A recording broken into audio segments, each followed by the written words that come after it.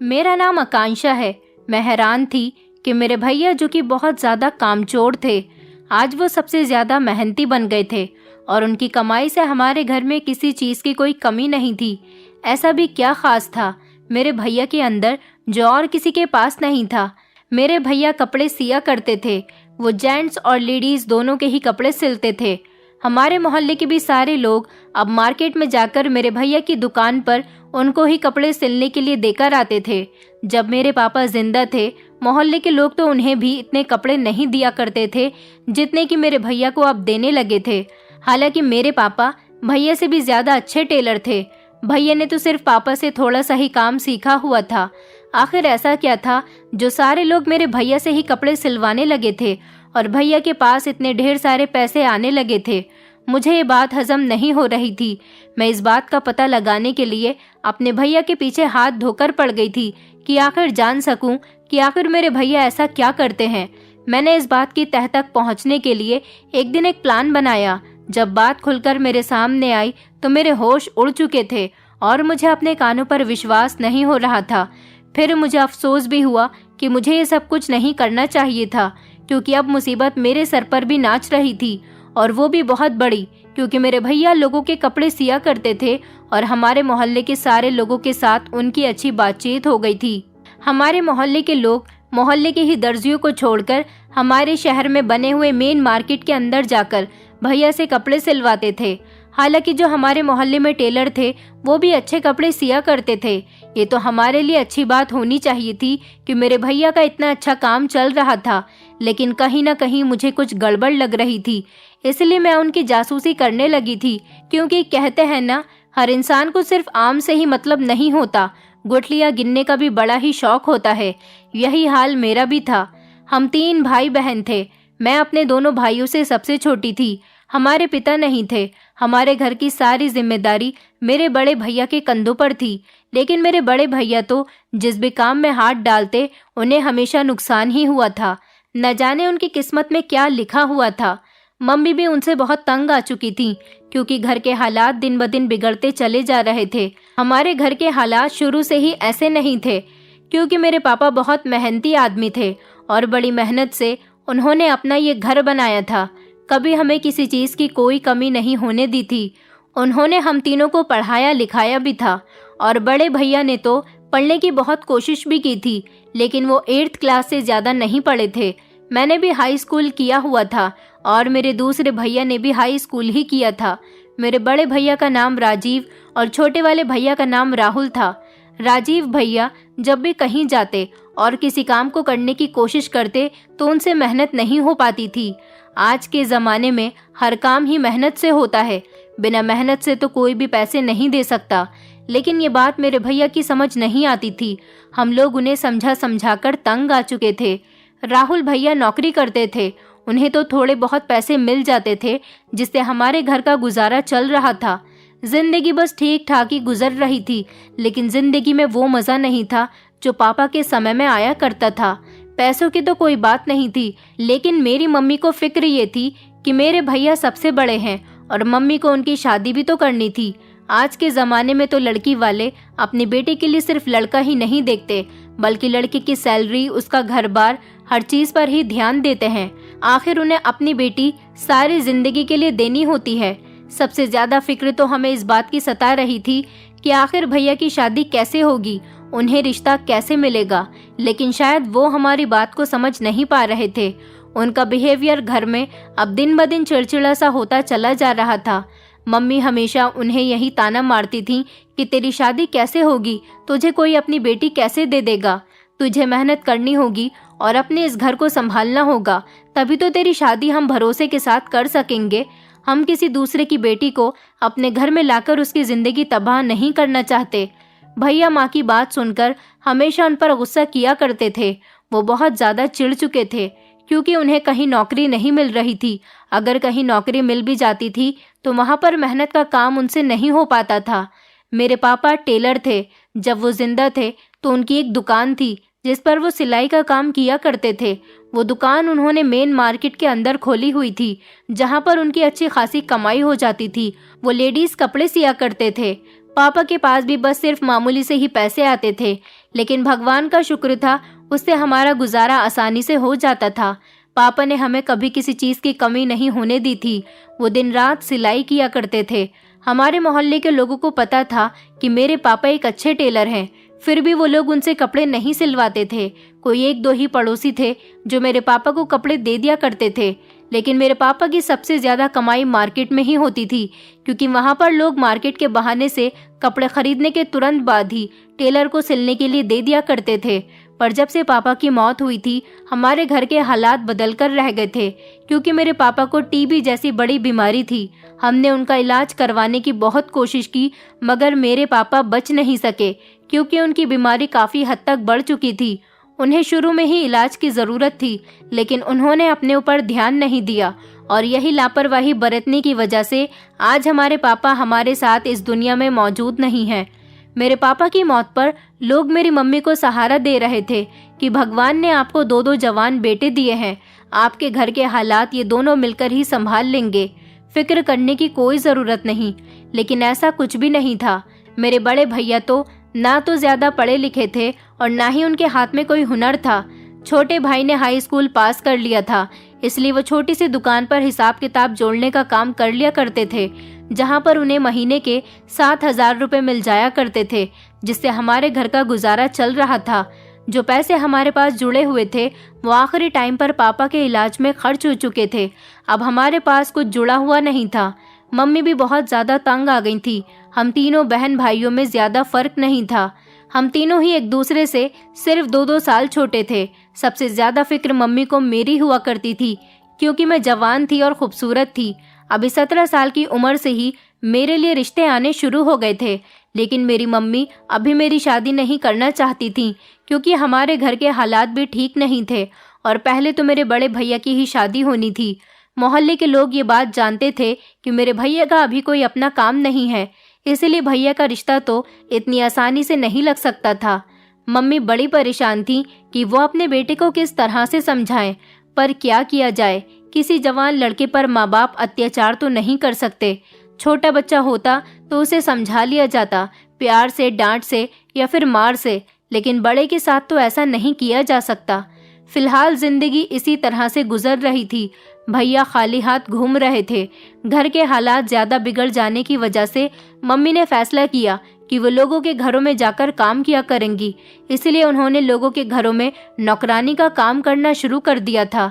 राहुल भैया ने उनसे मना भी किया था, लेकिन खाली राहुल भैया के पैसों से ही घर नहीं चल पा रहा था, और राजीव भैया को तो इस बात से कोई फर्क ही नहीं पड़ रहा था कि उनकी माँ लोगों के घरों का काम करने जाने लगी है। मम्मी चली जाती थी, इधर मैं घर के सारे काम संभाल लिया करती थी। हमारी जिंदगी बड़ी मुश्किल से गुजर रही थी। फिर एक दिन भैया ने मम्मी को बताया कि वो पापा की वही पुरानी वाली दुकान जो कि मेन मार्केट में थी, उसे दोबारा से किराए पर लेना चाहते हैं। मम्मी ने कहा कि तुम उस दुकान का क्या करोगे, तुम अब हमें और ज़्यादा परेशानी में मत डालो, हम पहले से ही बहुत परेशान हैं। भैया ने उनसे कहा बस उन्हें थोड़े से पैसों की ज़रूरत है, क्योंकि वो दुकान मालिक को एडवांस देना चाहते हैं। मम्मी उनको पैसे देने पर तैयार नहीं हो रही थी, क्योंकि भैया हर बार ही उनकी उम्मीदों पर खरे नहीं उतरते थे, और उनकी वजह से हमारे घर के हालात कितने ज़्यादा ख़राब हो गए थे वो इस बात को समझने की कोशिश ही नहीं कर रहे थे। मगर मम्मी बार बार उनको समझा रही थी। भैया ने तो जिद बांध ली थी कि उन्हें थोड़े से पैसे चाहिए ताकि वो दुकान मालिक को एडवांस दे सकें। मम्मी ने कहा था कि आखिर तुम उस दुकान में क्या करोगे। भैया ने कहा कि मैं अपने पापा के काम को ही दोबारा से चलाना चाहता हूँ। हम सब लोगों को उनकी इस बात से बड़ी हैरानी हुई थी कि आखिर उन्हें कब से मेहनत करने का शौक जाग उठा था। भैया ने मम्मी को बहुत यकीन दिलाया था कि वो इस बार उन्हें नाउम्मीद नहीं करेंगे। वो मेहनत से कपड़े सिलाई किया करेंगे और पैसे उनके हाथ में लाकर रख दिया करेंगे। मम्मी ने जैसे तैसे बंदोबस्त करके भैया को एडवांस के पैसे दे दिए थे, लेकिन कहीं ना कहीं मम्मी का दिल कंफ्यूज भी हो रहा था कि कहीं उनके ये पैसे खराब ना हो जाएं। फाइनली भैया ने पापा वाली पुरानी दुकान को दोबारा से किराए पर ले लिया था, और उस दुकान में उन्होंने दोबारा से टेलर का काम करना शुरू कर दिया। भैया को दुकान खोले हुए 1 हफ्ता हो गया था। अभी तक तो वो घर पर कुछ भी पैसे नहीं लाए थे। मम्मी को उन पर बहुत ज़्यादा गुस्सा आने लगा था कि उन्होंने उनके जुड़े हुए पैसों को इस तरह से बर्बाद कर दिया। भैया सुबह को दुकान के लिए निकलते थे और रात को ही मार्केट से घर वापस आते थे, लेकिन सिर्फ 1 हफ्ता ही गुजरा था। उसके बाद तो हमारे घर में वारे के नियारे होने लगे थे। भैया जब रात को दुकान बंद करके घर वापस आते तो बहुत सारे फल लेकर आते थे और उनके पास बहुत सारे पैसे भी होते थे। ये सब हमें बड़ा हैरान कर देने वाला था। मम्मी ने भैया से पूछा कि आखिर ये पैसे कहाँ से आए हैं, तो भैया कहते कि दुकान खोली है, सिलाई करता हूँ, ये सब उसी की ही तो कमाई है। लेकिन हम लोगों को भैया की बात पर यकीन नहीं आता था। मैं मम्मी को यही समझाया करती थी कि अब आपको भैया से क्या प्रॉब्लम है, अब आपको परेशान होने की कोई ज़रूरत नहीं। भैया अब मेहनत से पैसे कमाने लगे हैं, अब धीरे धीरे हमारे घर के हालात बेहतर हो जाएंगे। लेकिन गड़बड़ तो मुझे भी लग रही थी। भैया हम सबको थोड़े थोड़े खर्चे के पैसे दिया करते थे। हम सब लोग ही बहुत ज़्यादा खुश थे। हमारे घर में भरपूर राशन भरने लगा था। अब किसी चीज़ की कमी नहीं बची थी। दिन इसी तरह से गुजर रहे थे, बल्कि बहुत अच्छे गुजर रहे थे। भैया को इस तरह से मेहनत करते हुए देखकर हम सबको बहुत अच्छा लग रहा था। लेकिन मेरी मम्मी अभी भी खुश नहीं थी। उनको लग रहा था कि भैया सिलाई की आड़ में कुछ गलत काम कर रहे हैं। मेरे भैया कितने ही आलसी क्यों न थे, लेकिन वो गलत नहीं हो सकते थे, इस बात का मुझे पूरा भरोसा था। मेरे भैया बेईमान नहीं थे और ना ही वो चोर थे। भैया घर में खाने पीने की इतनी बढ़िया बढ़िया चीज़ें लेकर आते थे कि मैं भैया से कहती थी, भैया आजकल आपका काम कुछ ज़्यादा ही अच्छा चल रहा है। भैया मेरी इस बात पर खूब खुश हो जाते थे और कहते थे कि हाँ, मैं लोगों के कपड़े सिलता हूँ तो उन्हें मेरे हाथ के सिले हुए कपड़े बहुत पसंद आते हैं। लेकिन मैं ज़्यादातर लेडीज़ के कपड़े सिलता हूँ, क्योंकि लेडीज़ के कपड़ों में ज़्यादा डिज़ाइनिंग का काम होता है। इस वजह से मुझे उनके कपड़ों के पैसे भी ज़्यादा मिल जाते हैं। जेंट्स के कपड़े तो नॉर्मल और सिंपल तरीके से सिलते हैं, उनसे भी बस मामूली से पैसे आ जाते हैं। लेकिन भगवान का शुक्र है कि मेरा काम बहुत अच्छा चल रहा है। हम दोनों भाई बहन अभी बातचीत ही कर रहे थे कि हम दोनों के बीच मम्मी आ गई और कहने लगी, तुम यही काम कर रहे हो ना, कुछ गलत तो नहीं कर रहे। भैया ने कहा, मैं क्या गलत काम करूँगा मम्मी, आपको क्या अभी भी मुझ पर शक हो रहा है? अगर आपको यकीन नहीं आता तो आप मार्केट में आकर मेरी दुकान पर कस्टमर को बैठे हुए देख लेना और देखना कि मेरे पास कितने बहुत सारे कपड़े सिलने के लिए आए हुए हैं। मम्मी भैया की बात सुनकर खामोश हो जाती थी। मोहल्ले के भी काफ़ी सारे लोग मेरे भैया की दुकान पर कपड़े सिलवाने के लिए जाते थे। जो लोग पहले मोहल्ले के टेलर को कपड़े दिया करते थे, अब वो मेरे भैया के पास जाने लगे थे। मम्मी को लगता था कि भैया कोई गलत काम करते हैं। इतना ज़्यादा पैसा आना, वो भी किसी ऐसे इंसान के पास जिसने कभी मेहनत ना करी हो, और अब वो सिर्फ सिलाई के काम से ही इतने ज़्यादा पैसे कमा रहा था, तो अजीब तो लगता ही। लेकिन मेरे भैया का कहना था कि मैं ईमानदारी से पैसे कमा रहा हूँ। और फिर कुछ लोग मेरे पापा की वजह से भी मेरे भैया को कपड़े सिलाई के लिए दे दिया करते थे, क्योंकि मेरे पापा भी उसी दुकान में बैठकर सिलाई करते थे और वो काफ़ी पुराने टेलर थे। भगवान की करनी अच्छी थी कि जो दुकान मेरे पापा के मरने के बाद दुकान मालिक ने खाली करवा ली थी, वो अभी तक किसी और को किराए पर नहीं दी थी। ये दुकान शायद मेरे भैया के काम के लिए ही उनके भाग्य में लिखी हुई थी, जो उनको वक्त पर मिल भी गई थी। एक दिन मुझे अपने भैया की दुकान देखने की ख्वाहिश जागने लगी थी, इसलिए मैं अपनी मम्मी को बताकर अपनी एक फ्रेंड के साथ राजीव भैया की दुकान पर चली गई थी। उनकी दुकान बहुत ही ज़्यादा खूबसूरत थी और बहुत ही अच्छी जगह पर थी। उन्होंने कई मशीनें भी लगा रखी थी और वो वहीं पर बैठकर औरतों और मर्दों के कपड़े सिला करते थे। लोग मेरे भैया से बहुत इज्जत से पेश आ रहे थे और उनके सर पर हाथ रख रहे थे। मुझे ये सब देखकर बड़ी खुशी हुई थी और हैरानी भी हुई थी। खुशी इस बात की हुई थी कि लोग मेरे भैया की इज्जत कर रहे थे, लेकिन हैरानी इस बात की हुई थी कि वही लोग जो पहले मेरे भैया को कामचोर कहा करते थे और उन्हें किसी तरह कभी कोई काम देने के लिए राजी नहीं थे, वही लोग अब मेरे भैया की इतनी इज्जत कर रहे थे और तो और उनकी दुकान पर अपने घर वालों के भी कपड़े सिलने के लिए लेकर आ रहे थे। हमारे मोहल्ले के लोग भी भैया की तारीफ करते थे कि इनका बड़ा बेटा राजीव कितना मेहनती है, जो अपने घर को चला रहा है, कितनी मेहनत कर रहा है। अपने पिता की ही दुकान को उसने कितने अच्छे तरीके से संभाला हुआ है, घर के हालातों को भी ठीक कर दिया।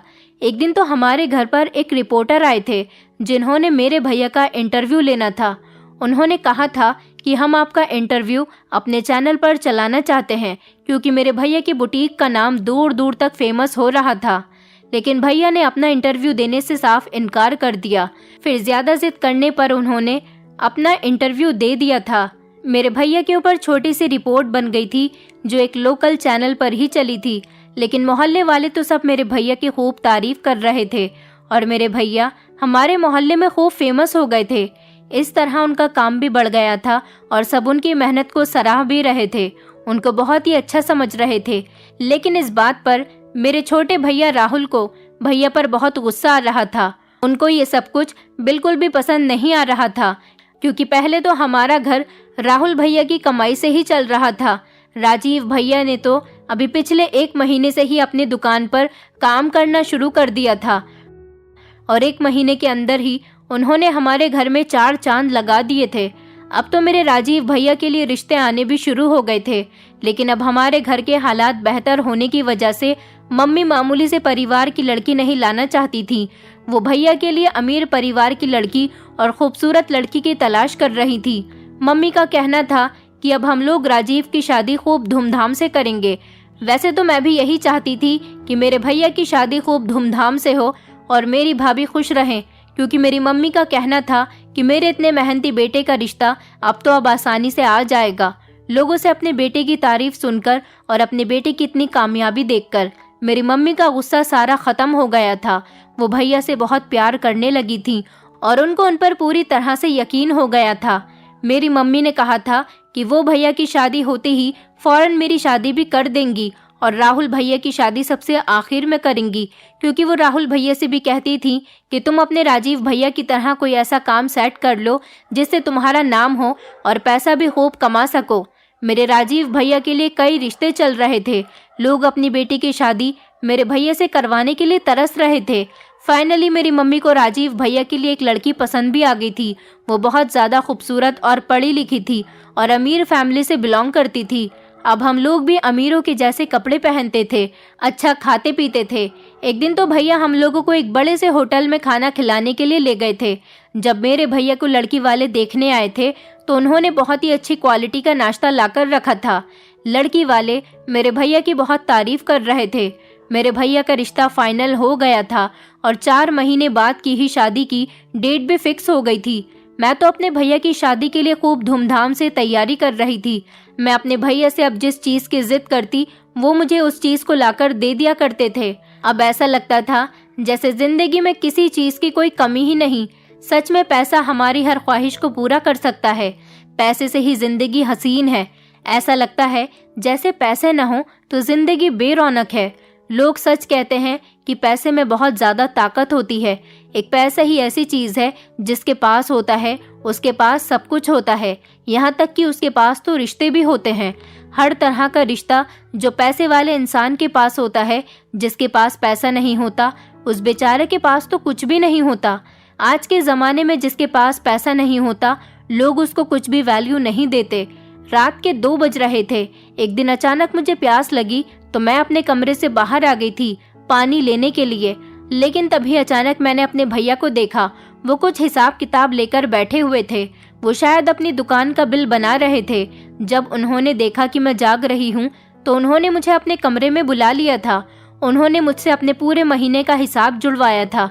मुझे बड़ी हैरत हुई थी कि मेरे भैया ने सिर्फ लोगों के कपड़े सिलने में ही पूरे 50,000 रुपये महीने का हिसाब निकाल लिया था, जबकि मेरे पापा जब कपड़े सिला करते थे तो वो सिर्फ महीने में 10 या 12,000 रुपये का ही हिसाब निकाल पाते थे।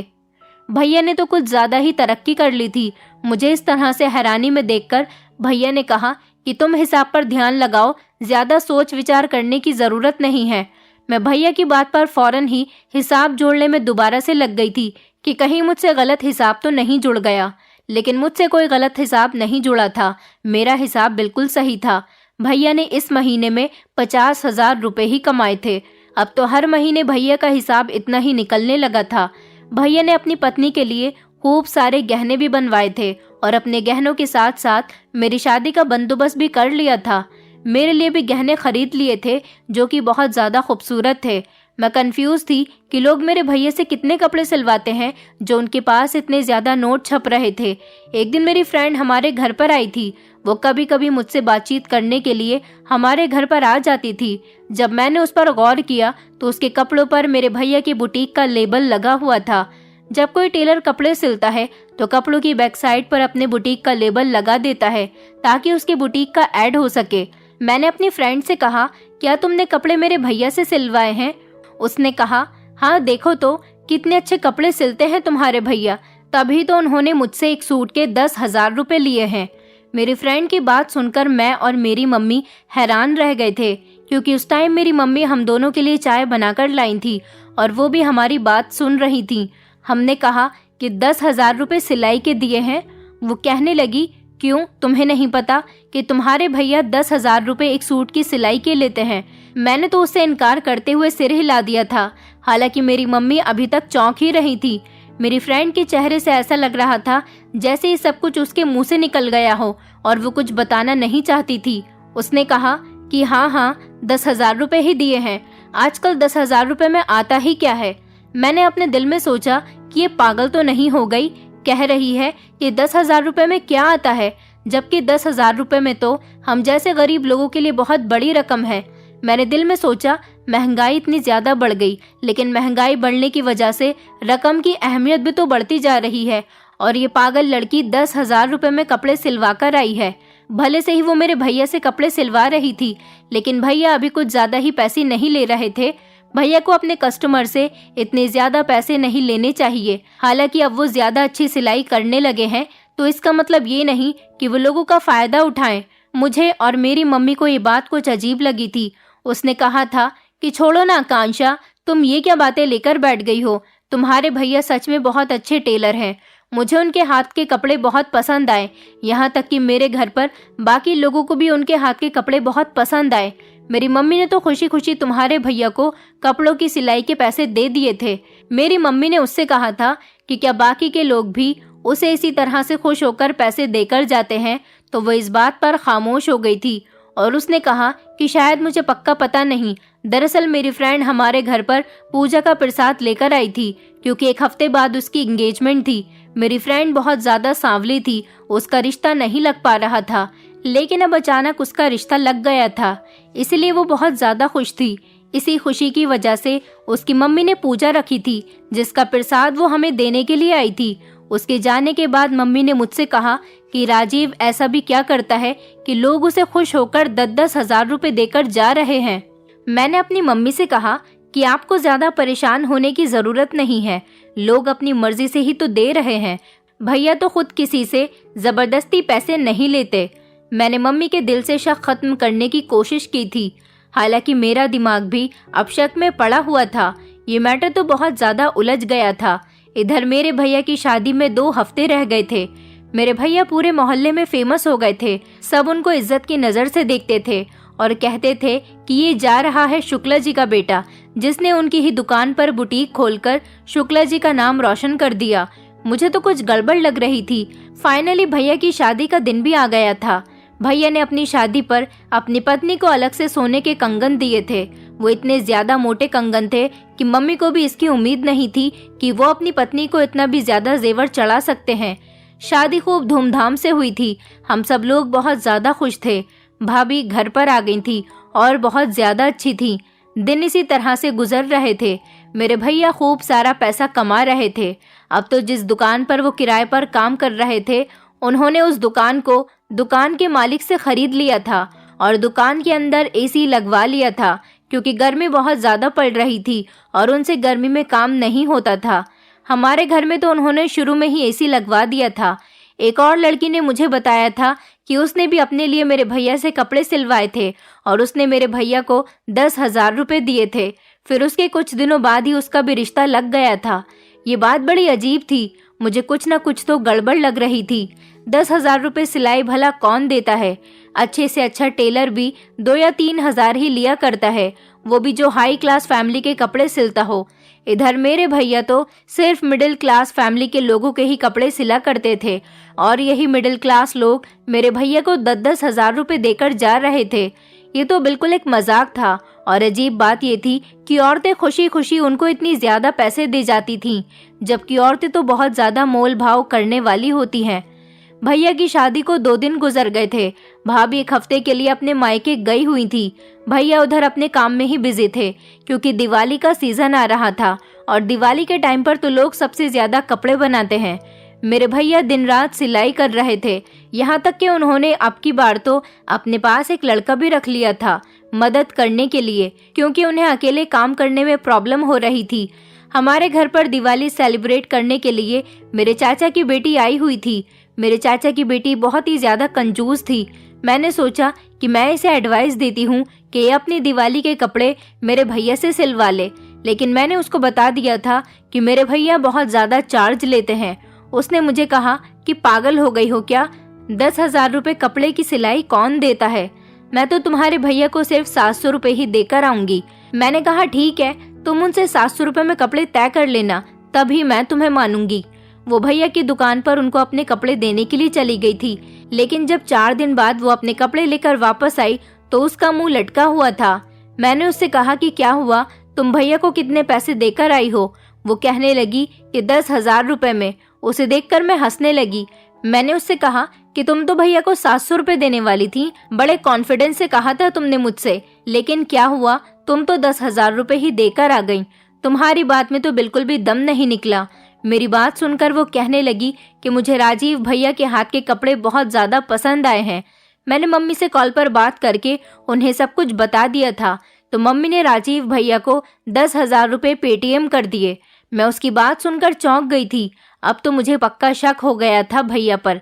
हालांकि उसके कपड़े तो सिर्फ नॉर्मल से ही सिले हुए थे, उसमें तो कोई डिजाइन भी नहीं था। मैंने सोच लिया था कि अब मैं खुद ही भैया की दुकान पर जाकर देखूंगी कि वो आखिर कस्टमर से इतने सारे पैसे क्यों ले रहे हैं।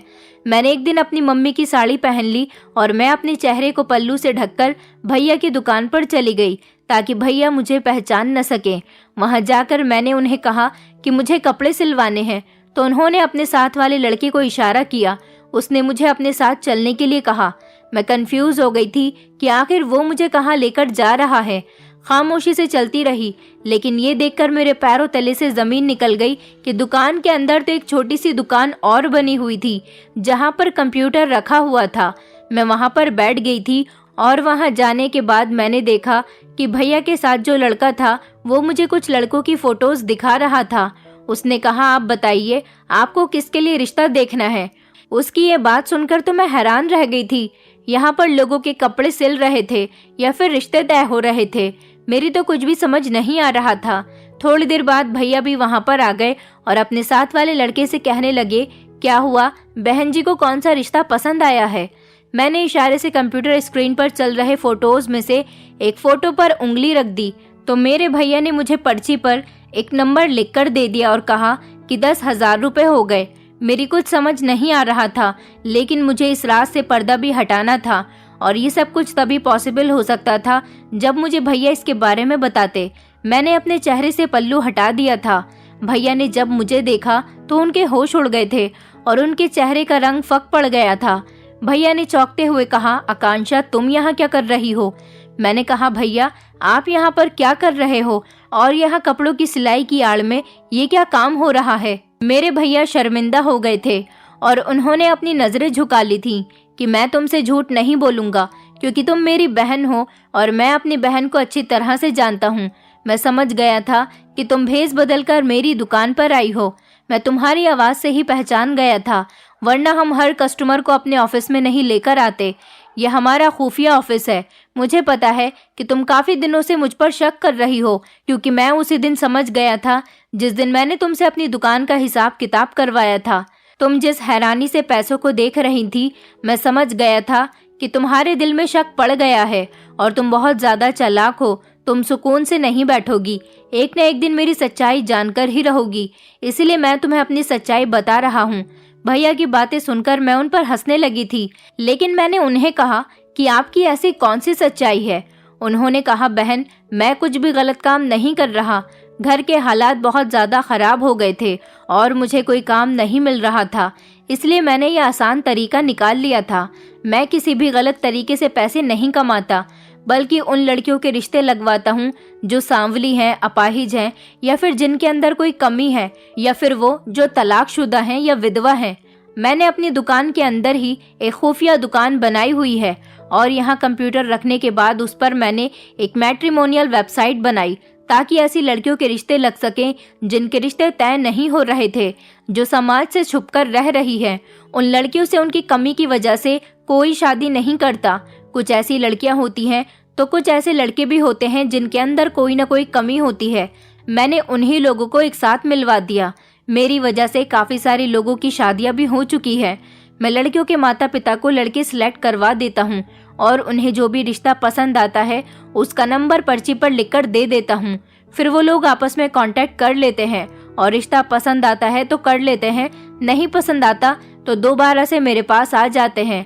कपड़े सिलने में भी मुझे कोई ज़्यादा प्रॉफिट नहीं हो रहा था, इसलिए मैंने ये काम करना शुरू कर दिया था, जिस वजह से मेरे पास बहुत ज़्यादा पैसे आने लगे और लोग मेरी इज्जत करने लगे।